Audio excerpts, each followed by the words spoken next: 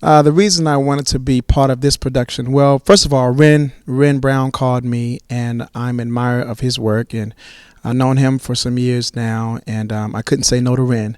But also, once he told me, about the story and all of that, I'm a big fan of Billie Holiday.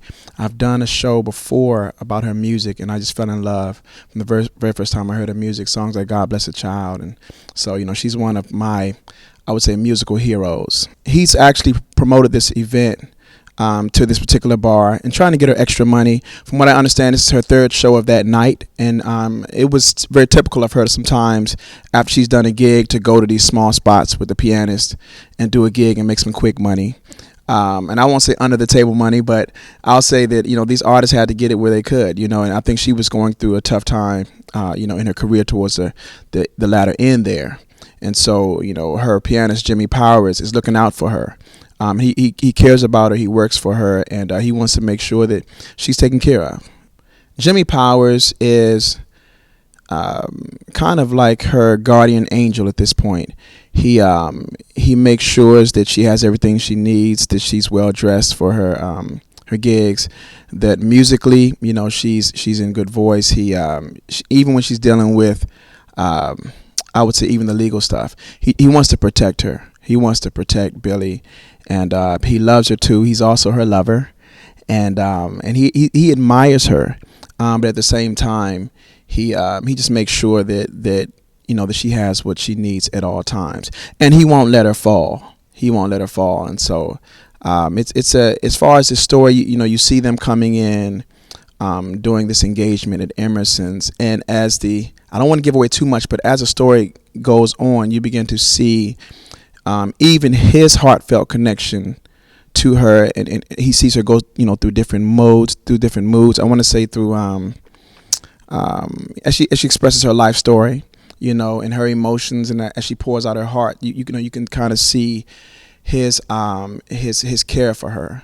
And also his just even his hurt at some of the things that she's had to go through, and even as she is going through, let's say, some of the sadness, he feels her pain. He definitely feels her pain, and he empathizes with her, and in some ways it's breaking his heart to even see her as she is, I would say, I want to say descending. And even with all of that, she's very triumphant in her artistry, and that's one of the things I loved about Billie too. Is no matter what she was going through, she was always pouring out to audiences, and giving her best. And so, if she was going to do it, she was going to do it. And I'm sure, whether it was relationship she was going through, whatever trouble she may have been encountering at the time, racism or anything of that nature, she still found a way to be there for so many people through her music, and she loved her music, absolutely loved her music. And so even with Jimmy Powers, he makes sure that, hey, the show is still going on, and everything is clicking, and everything is right. All right, because like I said, he's not going to let her fall. So jazz musicians, and I do consider her a musician. She patterned her phrasing after horns. And she was very musical. Her phrasing was amazing. But one thing about jazz musicians, they were always in the moment. There was structure to their songs, but at the same time, there was so much feeling which they infused into their music, and so they could be feeling a certain way on any given night. And based on how they were feeling, maybe what they went through that afternoon or the day before, it would come out in their music, and that's the beauty of jazz. It's alive. It's not always the same way every time. And so you have that improvisational aspect to it. And even when you come to this play, you're sitting in on their creativity happening in real time. You will recognize some of the songs, but at the same time, we take on that spirit of jazz, jazz musicians, of which I am already, and I understand that, and I love that. And what it allows you to bring personality and different colors into the music as you feel them, and so and Billie Holiday was one of the best ever to do that. And Karole, she's an awesome musician. She's really taken this artist, Lady Day, and really personified her spirit. And Karole and I, we both love to work, And so, we got together on the music, and at the same time, she's taking experiences in her own life, Karole, and I'm sure, relating to Billie Holiday, and so it's a wonderful thing to see, and you see them even as she's telling her life story as Lady Day. You kind of see how the music comes in and almost echoes whatever she was just talking about. The music personifies the story. And even when Jimmy Powers does a little number midway through the show, same deal. He's telling the story. It's never just music and we're just performing. There's always a kind of biographical component that you hear in the music. So even the notes, and even with her voice, she's expressing, her journey. I don't know if Jimmy Powers is a real life person, but, he can embody many pianists of that time. Now, as far as for Billie Holiday, is there any pressure? I'll put it like this. It's a lot of respect and a lot of humility that you have to approach this kind of project with. Because she's such a legend and a transcendent talent, you have to do your due diligence. You have to, study the music. You have to get familiar with that era.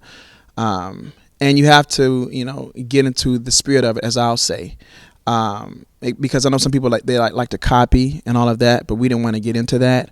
We wanted to more get into the actual feeling, their instinctive kind of traits. And so I don't see it as pressure. I personally see it as a joy to be able to explore this music and to live with it every day, and then to present it to audiences.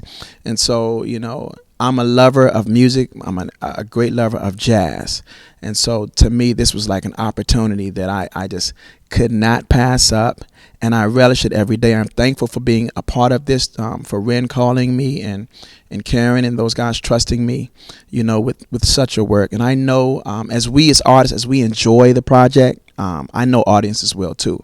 And so, that's pretty much it. I think when you're doing even this kind of music and even jazz, you can't approach it from a pressure kind of standpoint. Jazz musicians, especially of that era, they're very cool. They're very distinguished and royal in their nature. And so, if you're going to embody all of that, you got to, you have to have a certain vibe, right? And so that's my feeling on that. I want to say part of her spirit is freedom. No matter what the limitations were of even racial segregation and racism at that time, and some of this really unfair situations that were going on, even with her personally, she was able to rise above it all as a queen, and she was able to shine. I mean, you're talking about someone who was, pretty much, she raised herself, and having to, work in, essentially, whorehouses, early on, and things that she's been through, as a child, for her to overcome those circumstances, to become what she became, I believe is one of the most triumphant stories ever. And even musically, what she was able to accomplish with no formal training, she was really gifted. And even through, abuse and things that she went through, she maintained her love for the music, and I believe her love for audiences, and even dealing with, maybe addiction and things of that nature, all of that, she still did not let it stop her from, expressing herself. She was one of the co-writers of, God Bless the Child, and sometimes we don't give her just due, as a songwriter, as a creator. And even she revolutionized phrasing for singers. And her tone was so distinct. It was so different. There's only one Lady Day. And, people can try to copy, but when she put her thing on it, as I'll say, it was unforgettable. And sometimes even being like either a little bit ahead or behind, she kind of relaxed on it more, on her phrasing. And her sense of timing was incredible. And so to me, I feel like she would compose on the spot. She would have the notes, but she would add her little, like a great jazz, saxophone player or trumpeter. And I think that, she will get, she needs to get more credit for that. And I want to, people know who she is, but I do believe there are so much going on today. So so many things out there in the media and all of that. I am excited about audiences now, especially on the younger side. I'm a teacher. I teach a lot of youth, being able to experience this great musician, this great artist, and understanding her contribution to music, understanding her contribution even in business. I mean, she was one of the highest paid artists, at one time, doing so many big gigs, Carnegie Hall, and performing so many places. So she was to me, she was also a trailblazer, and she would not let anybody tell her what she could not do and what she wasn't going to do. And so I know you asked me earlier about her spirit, defiant too, very defiant. She was not going to take no. She wasn't going to just, walk away. She was going to find her way in, and even when they were trying to, restrict her, she still found a way to, to shine. Karole is amazing. I saw her a little bit as she was working, through her, with her voice and even, speaking voice and even singing. And from the first time I was rehearsing with her, you could tell she was already in that mode. She was already, getting it. And each day I've seen her just grow even more into the spirit of Billie Holiday. But one thing about Karole, she's her portrayal is very real. It's very real. So she's expressing the heart of Billie through her music. And we already know that Karole's voice is absolutely amazing. And I know she's done so many other projects. I saw her once in Porgy and Bess, and she was absolutely killing it. And so I know what she can do. But to work with her, she's very easy to work with. She makes it, if she has any kind of, I'll say this, she allows me to, create and kind of go back and forth with her, between the piano and the voice, and it's an awesome synergy there, and to me we flow. It's a very easy thing. It was never like a tough kind of thing. It was very, very fluid, and even with her gift, it challenged me to make sure I was at the top of my game in terms of preparing, and at the same time there is a conversation going on musically between Lady Day and her, pianist, and so we had to, get into that also and make sure that we're connected at all times. So I'm watching her a lot, and she's a great musician in her own right, and so if she goes here, if she goes left, I gotta go left. If she goes right, if she is feeling something and I hear it in her voice, and I try to match that energy with the piano, and sometimes I try to, almost like kind of offset things at certain times, colors against what she's doing. And so, I've had a lot of fun working with Karole. She has a great spirit, like I said, easy to work with, very fun. So we enjoy the whole process too, which I think makes the music, a lot easier. And that's pretty much it. What do I want the audience to get out of this production? I want the audience to go on a journey with us, and to listen, to laugh, to cry if they feel like it, to really come with an open mind, an open heart. Even if you already know the story of Lady Day, there are definitely going to be some elements in this show that are going to move you in a way that unlike before. There are going to be some elements that are going to touch you. There's a lot of history there. There's some things in her story that I've never heard before, but I learned in this particular play. And so I think our audience is going to historically, be educated, but also they're going to be moved in a very profound way, because even her humanity, just her reaction and how she was able to respond to her life's challenges, and even the challenges of that era, is amazing to see. And I think audiences are going to leave here, I believe, having a new level of respect, understanding, and admiration for Lady Day. Like I said, she's a legend, and to me, if you're a lover of music, she's had such a wide-reaching influence on music.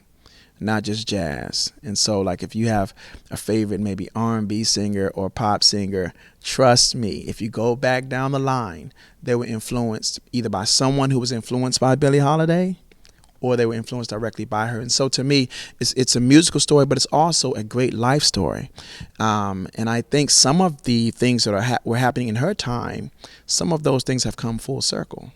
And so I think there's a lot to be gained from coming to a show like this. And on top of it all, it's extremely entertaining. And that's one thing I love about Billie too. And no matter what, she was always a great entertainer. And she hung with jazz cats, who were just the best entertainers around. They knew what they were doing, and they had a way of bringing style and flavor to the public, to the point that if you saw them one time, you had to see them again, and they always left a mark on you. And so to me, even in these, with all the music that's out here now, it's a great time for Southern California to come out and get familiarized with this era of jazz music.